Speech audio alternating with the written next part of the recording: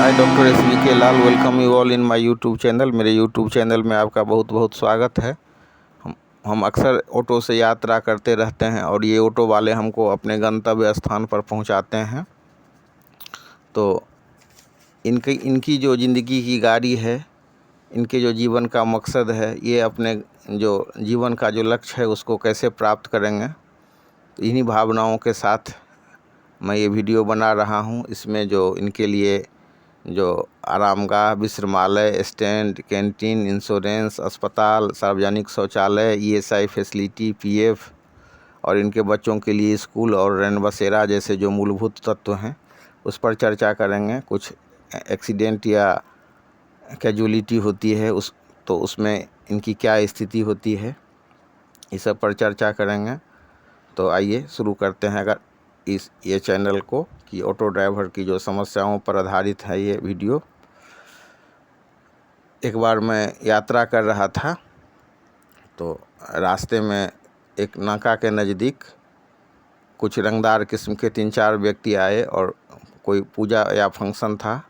उस पूजा के नाम पर ऑटो वाले से 50 रुपया की उन्होंने मांग की। वो ऑटो वाला 10 रुपया का नोट बढ़ाया तो उसको ऑटो में ही 3-4 तमाचा उसने जोर जोर से दर्ज कर दिया। उसके गाल पर रसीद कर दिया। वो बेचारा हक्का बक्का नाका के नज़दीक गाड़ी लगाया और अपना गाल सहलाता रह गया।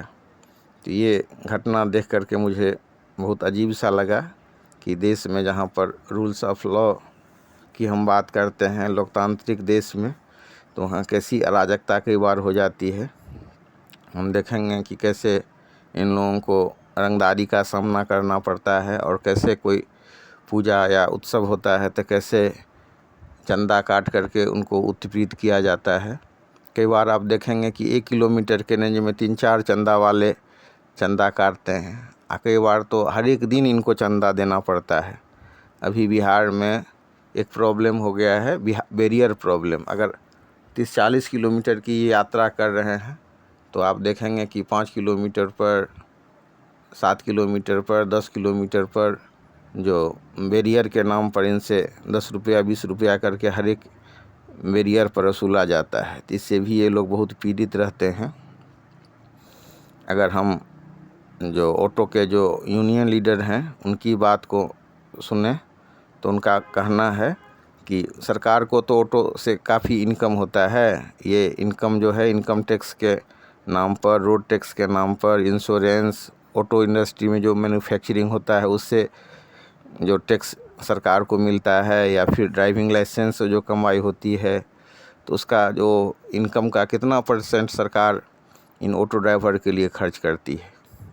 अगर हम सारे परिस्थितियों को देखें तो हम देखेंगे कि इनके लिए कोई कायदे का आरामगाह नहीं है, कोई विश्रामालय नहीं है, जिसको हम मतलब अंग्रेजी में रेस्ट हाउस कहते हैं। कहीं स्टैंड नहीं है। कई बार जगह पर आप देखेंगे कि ऑटो वाले जो हैं सो ऑटो को सड़क पर खड़ा रखते हैं। कोई इनके लिए कैंटीन अलग से नहीं है, कोई इंश्योरेंस की फैसिलिटी सरकार के तरफ से नहीं है। ये जो बीमार पड़ें तो एक अलग से कोई ऐसा अस्पताल नहीं है जिसमें इनको सुविधा हो। सड़क पर जहाँ पर ये ऑटो लगाते हैं या जहाँ कहीं पर स्टैंड भी है तो मूलभूत सुविधाएं वहाँ से नदारद हैं। कई जगह तो आप ऐसा देखेंगे कि सार्वजनिक शौचालय तक नहीं है। फिर ESI जैसी कोई सुविधा इनको नहीं है तो उससे जो मिलने वाला लाभ है वो भी नहीं मिलेगा। न इनके लिए कोई PF है, इनके बच्चों के लिए अलग से कोई स्कूल भी नहीं है। तो इनके बच्चे जो एक भविष्य में एक अच्छा नागरिक हों उसके लिए जो माने तैयारी सरकार की तरफ से होनी चाहिए वो नदारद है। अब ये लोग डेली कुआं खोद करके डेली पानी पीने वाले लोग हैं। तो अगर मतलब बच्चों पर ये सही से समय भी नहीं दे पाते हैं तो इनके बच्चों के लिए जो मतलब जो होना चाहिए उनके शिक्षा के लिए कि ताकि वो एक अच्छा भविष्य में एक अच्छा नागरिक बन सकें, तो उसके लिए भी जितना प्रयास होना चाहिए वो नहीं हो पा रहा है।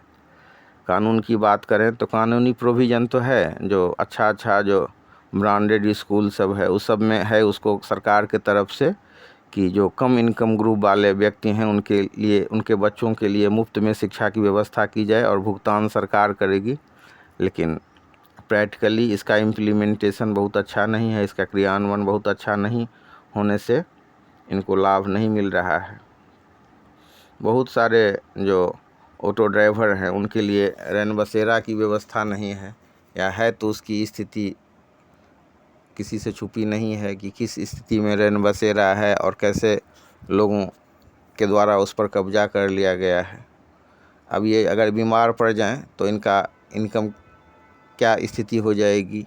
कई बार तो भूखमरी की नौबत आ जाती है।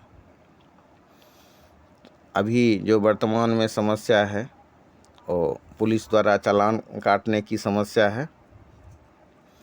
तो उसमें आप देखेंगे कि 5,000 से 20,000 रुपया तक चालान पुलिस के द्वारा काट दिया जाता है। तो इसमें जो चालान काटा जाता है उसको आए तो आप उसी समय भर दीजिए जितना चालान काटा गया है, या फिर उसको आप ऑनलाइन भी भर सकते हैं। लेकिन उस स्थिति में आपको जितना चालान काटा गया है उतना भरना पड़ेगा।